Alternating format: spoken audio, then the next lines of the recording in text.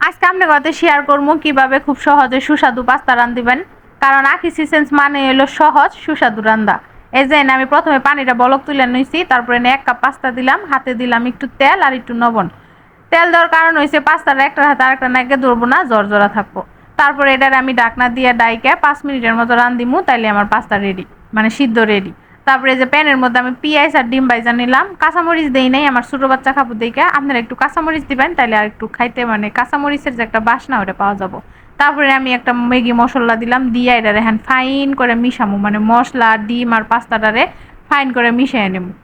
Maggi মশলাটা অবশ্যই দিবেন, এটাই মেন উপকরণ এই পাস্তার, কারণ ম্যাগি মশলার যে একটা সুন্দর ফ্লেভার, ওই ফ্লেভারের নিয়ে পাস্তাটা খাইতে ভালো লাগবো।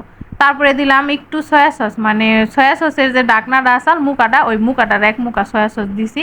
দিয়ে আবারও ফাইন করে নাইরা সাইরা এটার একটু বাজমু, তাইলে মনে করেন আমার পাস্তা রেডি। এখন চুলার আঁচ থাকবো মিডিয়াম, বেশি হাই করবেন না, তাহলে পাস্তা বেশি বাজা বাজা হয়ে শক্ত হয়ে যায়।